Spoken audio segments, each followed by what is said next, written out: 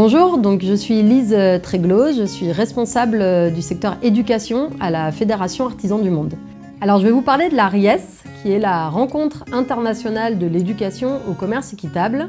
Et nous venons d'organiser la 4e édition à Nogent-sur-Marne, au Jardin d'agronomie tropicale. C'est une rencontre entre différents acteurs qui se rassemblent autour de cette idée d'éducation au commerce équitable, mais qui ont diverses sensibilités.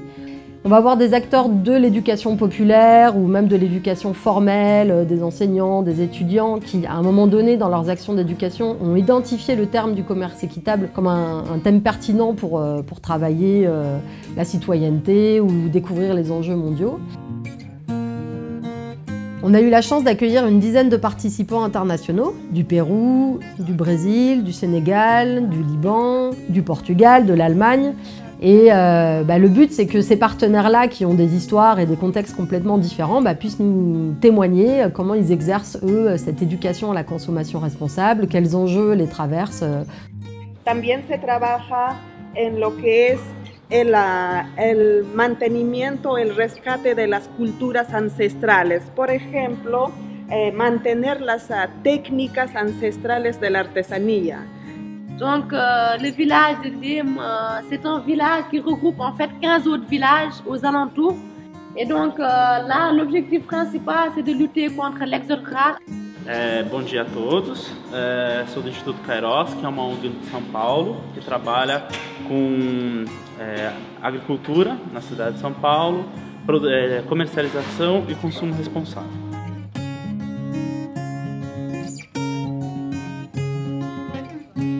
Dans les participants cette année, on a eu beaucoup d'étudiants qui sont venus de différents réseaux, Ingénieurs sans frontières ou des universités par exemple qui ont fait des choix d'options ou d'engagement autour du commerce équitable.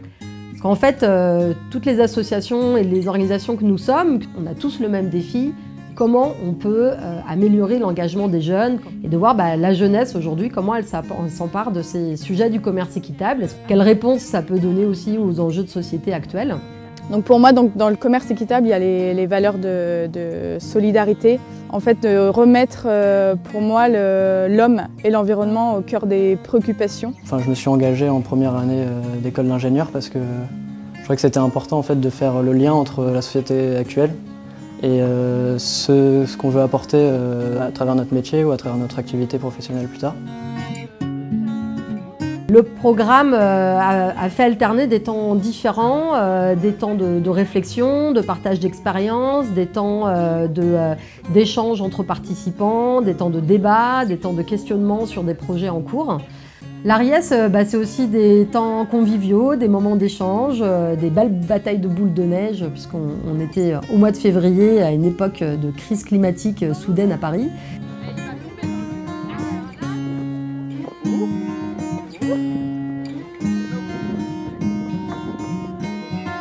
Cette RIES, elle a vraiment de l'importance pour nous, artisans du monde, parce que si on veut avoir des citoyens qui demain vont faire des choix politiques éclairés ou qui vont faire des choix professionnels ou personnels, il faut qu'ils aient été sensibilisés.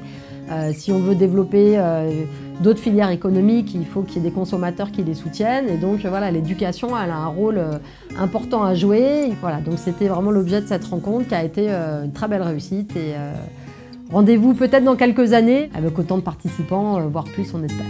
Ok, c'est bon.